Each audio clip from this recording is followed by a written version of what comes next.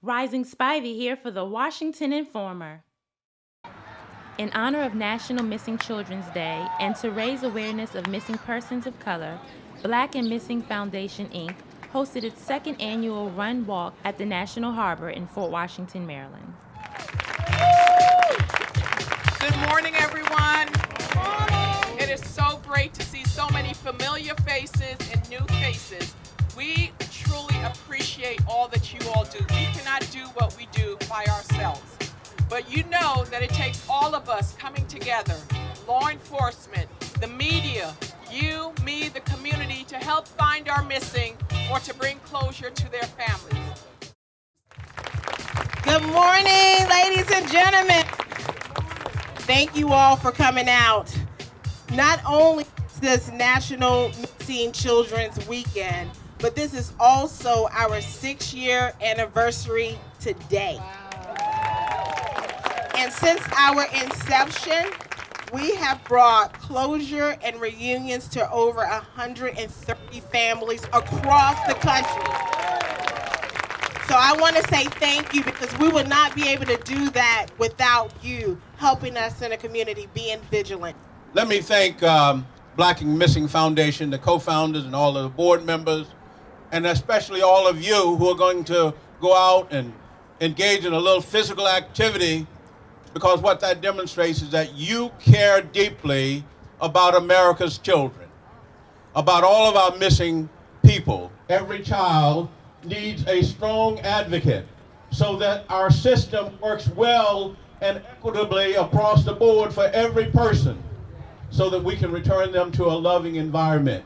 Families of missing people shared their stories, including Michael Muse, a local musician whose son Christian Muse disappeared nearly 2 years ago. Christian was an honor roll student in his last year at Oxon Hill. He finished some college courses, and he was on his way. We just want him back. Christian's mother, father, twin sister, and the entire family remain hopeful that he will return home. The theme of the event was just that, hope without boundaries. December 2011, I was at a supervised visitation. My kid's mom at that time walked out of the visitation, and I hadn't seen my kids since. I reached out to the police department, but they were saying that they don't have the resources to look for my kids because, again, as the Muse family said, it's not a critical case. So I was like, how can my 2 sons not be a critical case? John Howard contacted Black and Missing Foundation, Inc., and with their help, he was able to find his sons.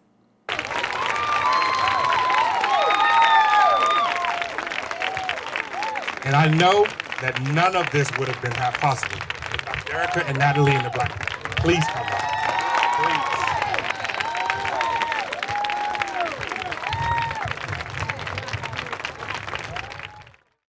In 2013, a total of 240,411 minorities were reported missing in the United States, according to the FBI. The walk raised money to support families through financial support, flyer distribution, victim recovery, and burial service assistance.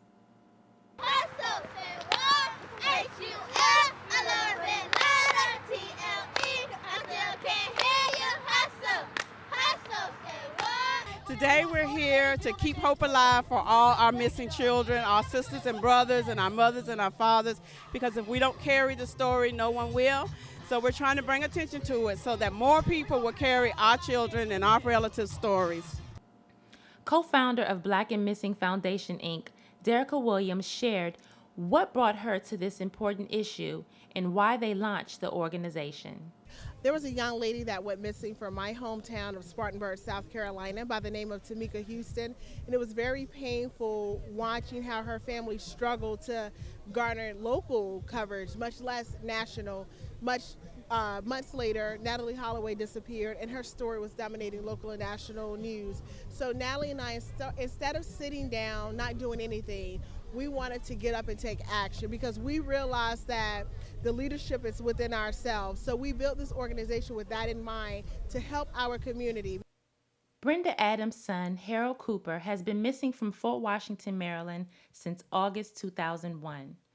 With her brother and sister by her side, she explained it was like he just disappeared off the face of the earth. I know your story now. Harold, we love you. We are waiting for you to come home. Put your flyers out so people can see the faces. These are real people. These are not just names.